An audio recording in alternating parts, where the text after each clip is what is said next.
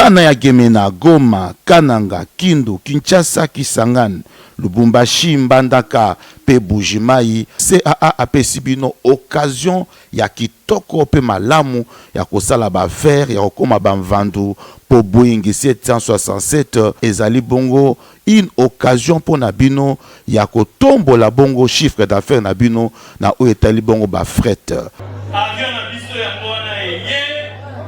dokosala na yango mosala moto abangisa moninga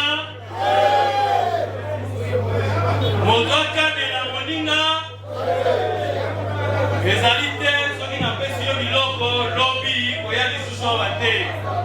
Avion na bino yango wana eye tosala mosala lutu tokomema kopo tokomema sani tokomema ba plastique tokomema friperi tokomema ba moto tokomema mituka tokomema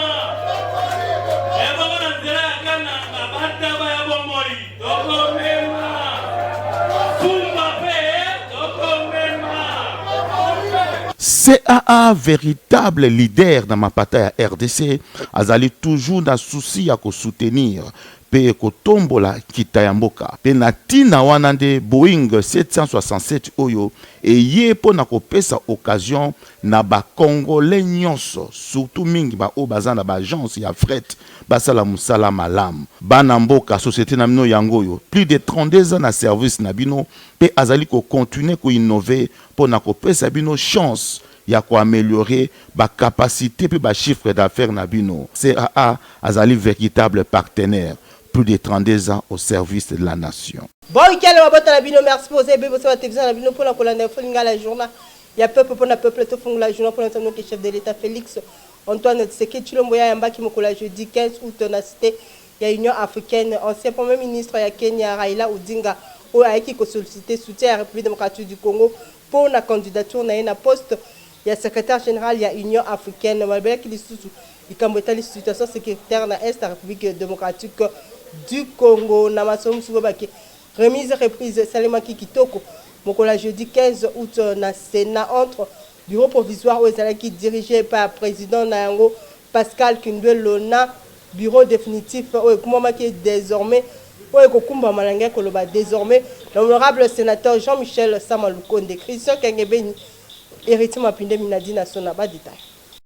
Après brillante élection naïe, Mokoloya lundi 12 août 2024, tout nouveau président ya Sénat, honorable Jean-Michel Samaloukonde Kenge, et longo na ba membre nyonso ya bureau définitif oyo bazali bongo effectivement ba koti na fonction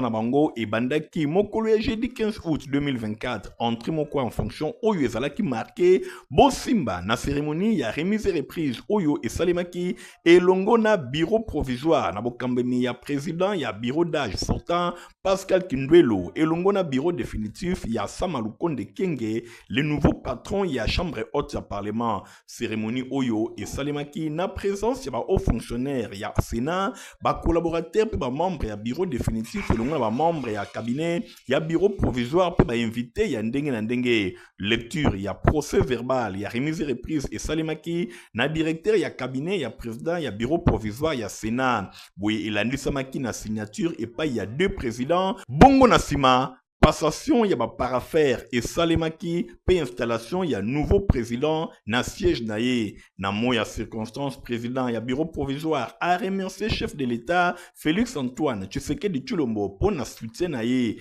a commissi le sous mon sala, oyo, basali na bureau provisoire, oyo et sili, n'élection paye installation, il y a bureau définitif. Honorable Pascal Kindwelo, a reconnaître publiquement que Sénat et la République démocratique du Congo, et Zali Lelo, entre les bonnes mains, en sa tête, président Jean-Michel Samaloukonde Kenge, nouveau président à bureau définitif Nangambonae, a rendu qui vibrant hommage et pas chef de l'État Félix Antoine Tshisekedi Tshilombo pour na orientation pe soutien à rassurer loyauté ya makasi à remercier bureau provisoire pour na franche collaboration na mosala oyo esalemi honorable président Sénat azanga kite ko remercier ba collègues sénateurs nyonso oyo ba ponaki ye pe ba membre nyonso ya bureau définitif à rassurer bango engagement moko à ko décevoir ba attente na bango te pour na ye Sama Lukonde Kenge alobi élection ya bureau na ye et susciter espoir ya ndenge na ndenge na ngambu ya ba honorable sénateur pe ya bato nyonso oyo bazali kozela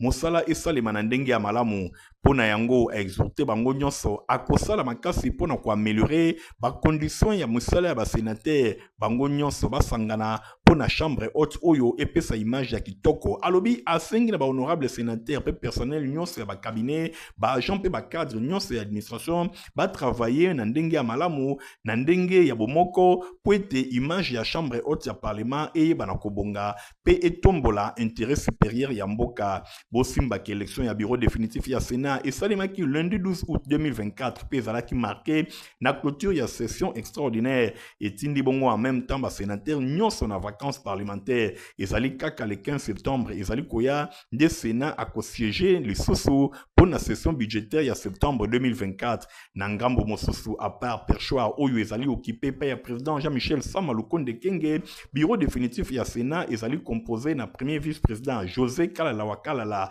deuxième vice-président Bati Lukwebo rapporteur Ngoudianza Nefertutu pe rapporteur adjoint Jean-Claude Baende questeur ezali bongo Sylvain Mukengesha Ikabongo pe questeur adjoint Pascal Omana Bitika.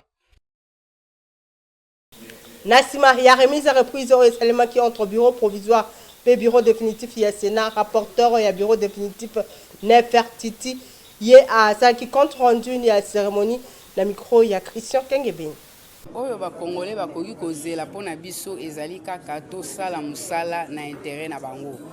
Toyebi nini oyo batu bazelaka. Nini oyo ezali musala ya Sénat ezali kokoma mibeko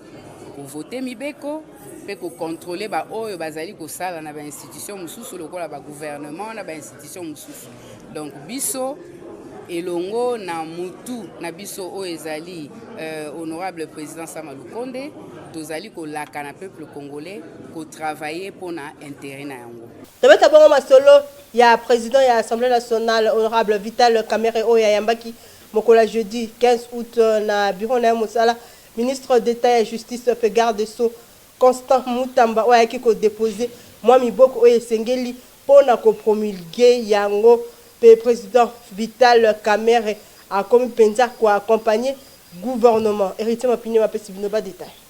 Depuis installation, il y a bureau définitif, il y a Assemblée nationale, professeur Vital Kamerhe, président et institution Oyo, Azwaki engagement à accompagner action, il y a gouvernement pour na Oyo étali contrôle parlementaire, pe vote, il y a Mibeko, Oyo ezali nécessaire pour na permettre la matérialisation, il y a différentes réformes, Oyo ezali bongo selon vision, il y a chef de l'État, Félix Antoine, Tshisekedi Tshilombo, na cadre onande numéro 1, il y a chambre basse, il y a parlement, Ayambaki jeudi 15 août 2024. Ministre d'État, ministre de la Justice, pe garde de Sceaux, maître Constant Mutamba, Oyo a déposé qui pour na rappeler bino quelques textes de la loi Oyo ezali importante, ezali na attente ya promulgation, ezali bongo mobe koto proposition ya loi Oyo ezali kolobela organisation, fonctionnement pe compétence ya ba juridiction na ordre judiciaire. Proposition ya mobeko oyo ezali kolobela conseil supérieur ya magistrature texte oyo ezali bongo statut ya magistrat pe loi oyo ezali ya barreau esengeli bosimba ke ba proposition ya mobeko oyo ezalaki débattu na plénière pe ezalaki sanctionné na rapport ya commission PAJ kati na yango oyo euti koleka législature oyo ezali nanu promulgué teti lelo patron ya justice pe garde de Sceaux alingaki examen mosusu ya ba texte oyo na niveau ya assemblée nationale avant adoption na yango pe promulgation et pas ya chef de l'État d'après Constant Mutamba alobi ba proposition oyo eko faciliter ba réforme ya ndenge na secteur oyo bombibeko oyo ezali bongo na objet ya examen ya assemblée nationale pe Sénat kobanda 2020 kino 2021 kasi processus oyo ezalaki interrompu na tina wana na cadre ya politique ya réforme ya système judiciaire ya mboka na biso oyo chef de l'État azali ko souhaiter boye ba kundoli ba examen to ba texte nyonso oyo eye lelo pona ko soumettre yango ezala lisusu réexaminer pe ezala adopter yango eko permettre réforme ya système judiciaire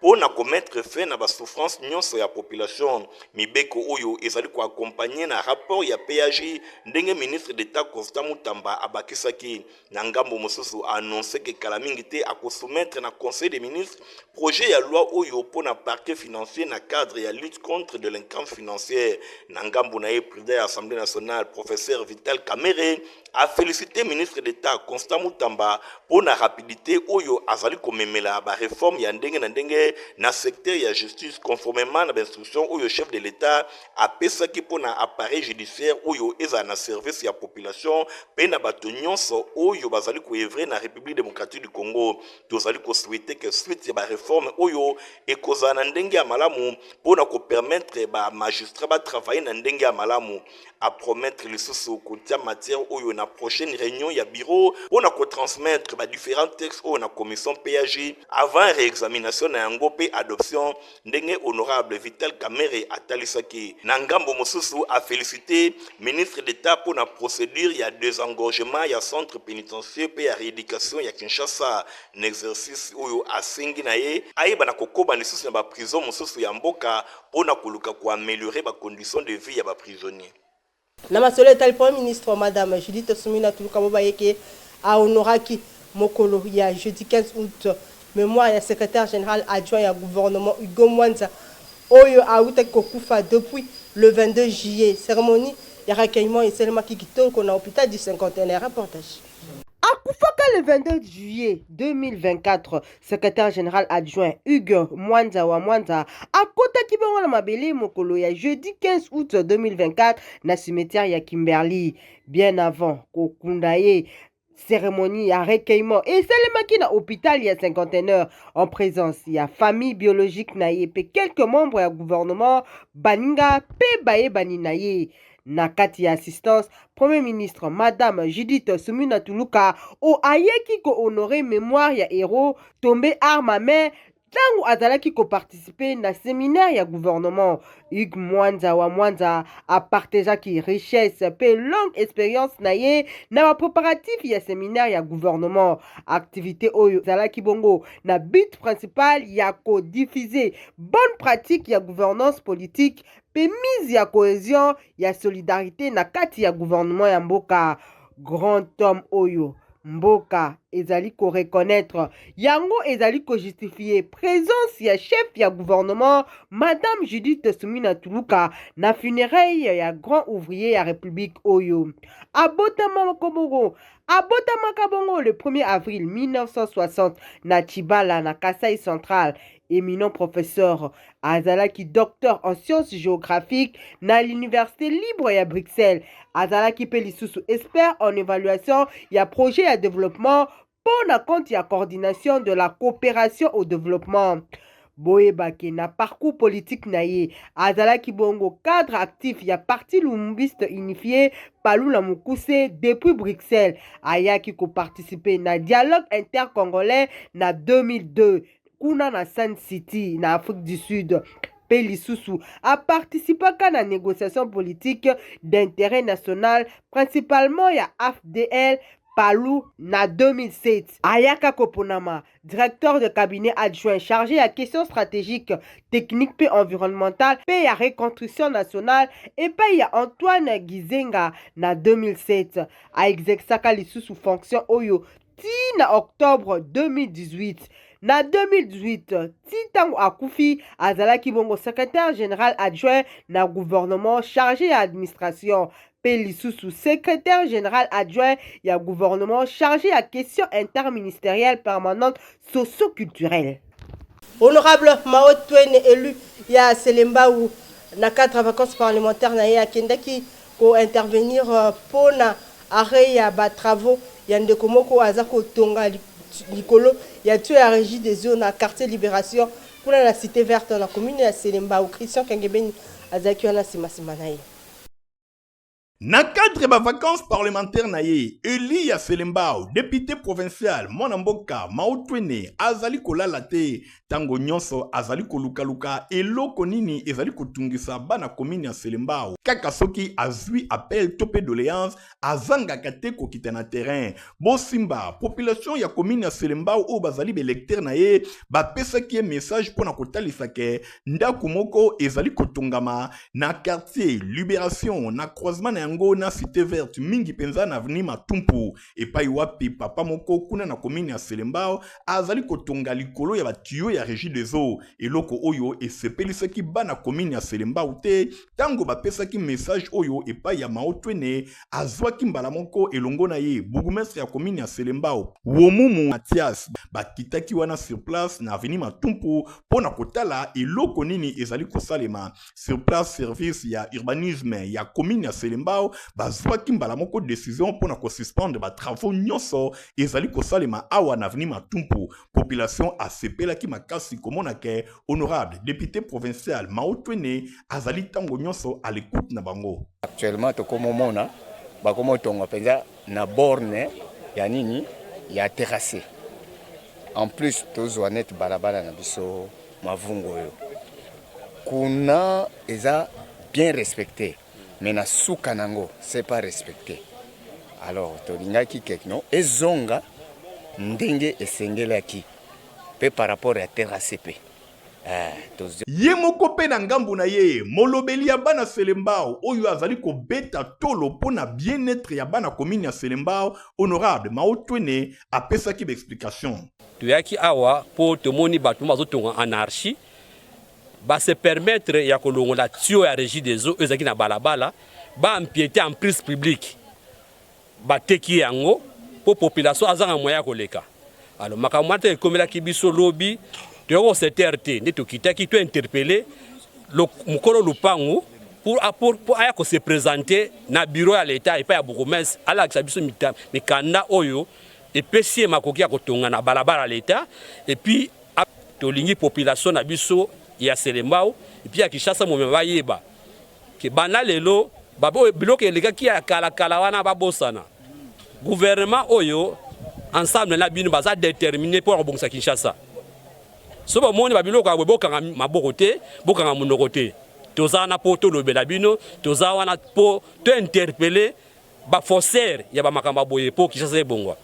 tokoloba ti Kinshasa ke bonga. Mosala ezali komona na miso descente honorable Maotwene awa esika misala ezali kosalema na ndenge ya mabe suspension ya ba travaux oyo ezali bongo réussite ya population bazui victoire grâce à intervention ya molobeli na bango na cadre ba vacances parlementaires na ye azali kolala te kozana na molobeli ya malamu population kozana kimia. Na masolo etali religion ba ke ministère de prière et des témoignages les étonnants et kumbo makabongo la servante de Dieu évangéliste Madonga Lula bango ba célébrer qui 3 ans la dédicace à temple na bango Christian Kengebeni azaki pa na compte info lingala na commentaire ya héritier Mapinem. Mindule pe mabina oyo bozali komona na ngambu ya Ser Esther Akawa elongo na lingomba na ye yangonde e caractérisaki milulu ya dédicace ya 3 ans ya temple ya ministère de prière et de témoignages les étonnants oyo ekambamaka epai ya mumbu na Nzambe évangéliste Madonga Lula mama oyo Nzambe asaelaka ye na nguya mot de circonstance epesamaki bongo prédication boyoka esimbamaki na pasteur Armand Kayemba ye alobelaki na thème ya l'amour de Dieu tiré na Philippiens chapitre 2 verset 1 à 2 po na koloba na Nzambe likambo etali bolingo na Nzambe kati na bato eutaka kaka na nzela ya Saint-Esprit oyo abotilaka biso ba fruit ya molimo surtout na 3 ans ya dédicace ya temple alobi chiffre 3 ezali kolakisa résurrection esengeli moko na moko akoba kaka na bolingo na Nzambe surtout kosaila Nzambe na bosolo nyonso pamba te bolingo ezali ye moko ne Nzambe message kitoko oyo capté 5 sur 5 et pesa kinzela na ba étape ya ndenge na ndenge lokola le missionnaire congolais dans le monde bango na nzela ya Bishop Gassin Muswaya ba pesa ki brevet de mérite et pa ya évangéliste Madonga Lula na mosala oyo ye azali kosala esengo ya ba fidèle ya église les étonnants et talisamaki na ndenge ya kosakana te.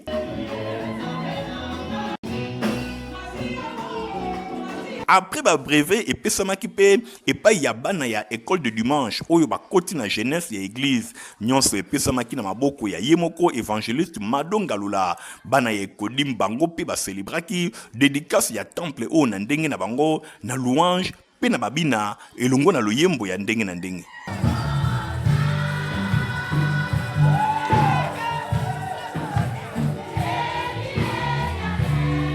Bongo na sima moko ba serviteur alobaki boye na micro ya Info Lingala. Tosepeli mingi pona réalisation oyo esalemi na kati ya ministère ya mama Madeleine et puis kokokisa 3 ans ye moko alobaki que ezali signification ya résurrection chiffre 3 mais kotala msala oyo asali soki ezalaka loboko na nzambe te nsima nango mosala wana ekokaki kosalema te eza na baame oyo baganya ezali na bato oyo batelemisa baencouragea évangile oyo bateyi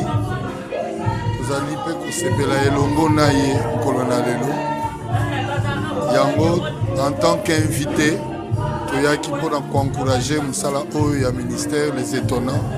oyo ezosalema epai ya mama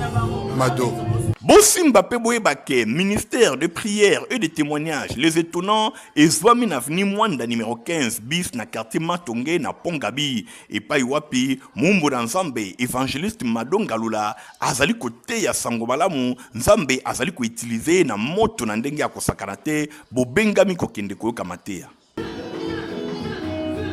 Moto nyonso alingi asala impression ya kitoko aleka na bongo na GM Print Service où ezami bongo na avenue Sergent Moke Express de Liège référence Dr Chaou bakuna na commune na Gombe bakosala ba impression kitoko pe baza koteka biloko ndenge na ndenge mijo mabasi apesi bino ba détail. Yesika na Kinshasa eye na prix moko abordable impression ya qualité et sika mosusu te awa na maison GM Print Service na mbongo muke ozwi service ya kitoko yoka awa na GM Print Service baza kusala ba impression en couleur impression noir et blanc grand format page pe sérigraphie GM Service rapidité prix moko imbattable ndeko kobuka te na GM Print Service client azalaka toujours satisfait pour baza na expérience na domaine o etali impression bato ebele bapesa bango confiance ya kosamba ezate ko hésiter te contacter maison GM Print Service pour na type nyonso ya devis na yo awa baportaka pe secours na bango na o etali étude pe ba projet na bino GM Print Service baza pe na service na o etali aide pour la création graphique ya ba support lokola logo dépliant magazine flyer pe misusu na o etali prix ya kosamba ezate na prix mukie basalelu ya impression pour na ba fiche na bino ya A6 A5 A4 A3 A2 pe A1 spécial promo pour na bino ndeko awa na prix ya mukie bakitisi yango na structure pe impression roll up base moyen pe grand prix pe ekiti bango bakoki kosalela yo 1000 fois yo ya A6 135 na prix moko ya muke to bosani te na GM Print Service basalaka pe vente ya ba matériel ya imprimerie lokola pression t-shirt chapeau encre ya sublimation encre éco-solvant pe papier sublimation GM Print Service eza esika ya kobunga te avenue Sergent Moke numéro 4639 Express de Liège référence lycée Monseigneur Chaoumba. Page na info ya ba journaux héritier mapine matemno sélection pe commentaire. Mbote pe boye ibolamu na info ya ba journaux oyo tofongoli yango na journal Les Travailleurs confrère akomi alobi $500 ou rien pour na ba enseignant. Wana na ba page intérieure totangi confrère alobi masolo ezali kobetama entre banque syndicale ya baenseignant elongo na gouvernement. Masolo ezali koleka na bibwa avant rentrée scolaire 2024-2025 et bana kosalema le 2 septembre. Kasi baenseignant bazali ko exiger na ngambu ya gouvernement ba matisa salaire na bango ekoma na $500 pour na enseignant moko. Masolo ezali kobetama gouvernement azali ko rassurer bango ke bakozala bongo na boyoki ba enseignant pour la rentrée scolaire et les Canadiens à malamu ndenge bandeko ya EPST elongo na bandeko ya ministère ya fonction publique bazali kokana pour na masolo eleka na ndenge ya malamu. Éditorial hebdo abeti masolo ya IDPS alobi Kabuya akokende to akokende te. Nani akosilisa mbutu na kati ya parti présidentiel Union pour la démocratie et le progrès social Oter Amituni pona kotalisa réunion oyo ba cadre misusu ya UDPS basalaki weekend eleki na Sainte-Anne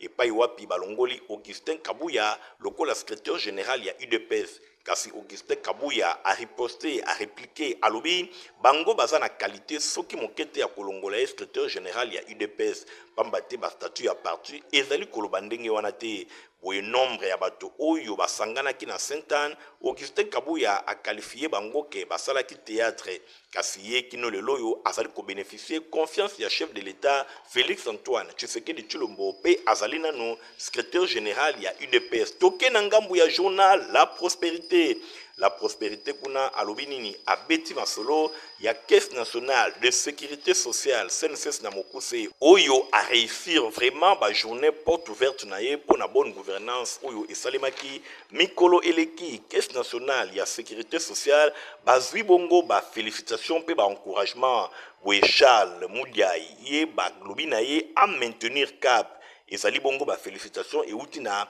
Association internationale de sécurité sociale oyo bazali ko jeter ba flair et pas ya directeur général ya Caisse nationale de sécurité sociale CNSS na mokose Charles Moudiaï pona organisation réussie na Kinshasa capitale ya République démocratique du Congo ya ba journée porte ouverte oyo ezalaki consacré pona rôle ya association na administration ya sécurité sociale. CNSS organisaki yango kobanda le 25 pe le 26 juillet oyo euti koleka. Nangambo mososo totikali kaka na même journal La Prospérité pona oyo tel sport alobi Ligue des Champions Maniema azali ko affronter Ngezi Platinum mokolo ya samedi 17 août 2024 na Lusaka kuna na Zambie pona oyo tel Ligue des Champions édition 2024-2025 weekend oyo masolo ya préliminaire ezali kobanda déjà AS Maniema ya République démocratique du Congo azali concerné pona ba tour préliminaire oyo akoyamba FC Ngezi Platinum ya Zimbabwe samedi 17 août na National Eurostadium ya Lusaka kuna na Zambie pambate mboka Zimbabwe azana stade moko homologué epai ya CAF nde yango match oyo ekobetama na mboka Zambie na Lusaka. Na information oyo nde tosukisi info ya ba journaux botikala malamu. Malembe tokomi kopusa na suka ya journal na biso toleka na info météo au Metesat à proposer bino.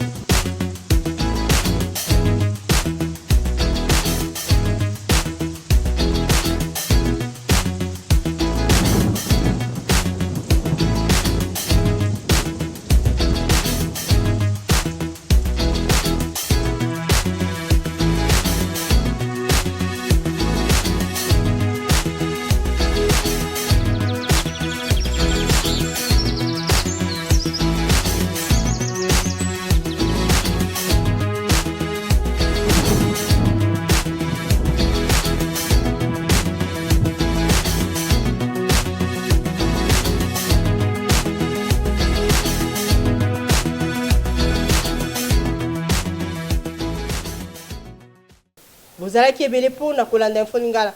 journal ya peuple na peuple ceux qui vont s'appeler Kinango puis ça merci une équipe rédactionnelle ya journal ya peuple pour na peuple. Au revoir. Espace 55 na commune ya Kinshasa et tonda kibongo na ba délégué ya ba agence ya fret ya RDC. Occasion pour na CAA Nanzela ya directeur commercial cargo Faustin Mandangi ya ko présenter bongo na ba échantillon ya ba agence oyo politique ya CAA na oyo etali bongo ba cargo. A c'est ça qui opportunité oyo pour na ko présenter bango avion ya sika ya CAA Boeing 767 oyo ezali na capacité à 45 tonnes. Yango ezali véritable Bumundunda pour na ko permettre na bango basala bongo ba faire kitoko. Ndenge ka toloba bana kindi ya bino société o Italie aviation yango CA ya bo ezala te di jamais vu au Congo 45 tonnes donc ndenge to aboye ata kuna na Bukangalonzo ekokoma ata kuna na Bunagana ekokoma à cause ya CA to sengi bino bo pesa confiance na agence ya CA soki to sukaka 3 avions ya boye na bila Kinshasa to na Congo mobimba to faciliter maman des enclavements na Italie ko sala ba fret ya ba colis komi tungisa meroza la soute. Pourquoi tolo ba bongo? Parce que et permettre programme à 145 territoires dans la place de Sénébotine de matériel. Ah voilà, 145 territoires. Ministre, Otozo Solo, Benabiso, Guilaine Yembo, dans la place de Sénébotine de CAA. Il y a même 6 voitures à Minene, 6. Parce que ça aussi, il y a comme 20. Et même on peut quitter. Batono Sénégali 45 tonnes. Il y a hôtel de matériel. Il y a moto Sénébino. On peut s'asseoir à confiance. Les agences assure a démontré de quoi il est capable pour désenclaver la RDC sur le plan aérien. Donc merci, c'est un match qui toque. Oui, avec Boeing 767, en tout cas Masola Sili. Masola Fret na Congo Sili. Papa Sibiso Moutou passe na avion, fula qui manque que mais l'autre jour avion na Tsika. Le Sénégal na agence Nyonso, Fret Nyonso, compagnie yango CAA. Papa Sibiso avion Sika, avion Motuya. 45 tonnes, en tout cas avec tonnage, en tout cas côté de tous les CPLA. Avion pour les choses à Balé na Congo, en tout cas Tola Lipongia ba bébé. Vous allez cocher na ba ya CA pour la boye ba pesi et des peuples congolais. Mais aider nyo sauter, baba ki sabilo kwa boye za ta misato. Pour 45 tonnes au soki ezali misato na kati ya République démocratique du Congo na bandi ko za laisser mon makasi. En tout cas toujours féliciter bango na o basali baba ki sa musu basukela awate baba ki sa bilo beto za nango mibale misato pour faciliter peuple congolais ata mutu azana bitabe amona ndenga kotinda yango. CAA azali véritable partenaire plus de 32 ans au service de la nation.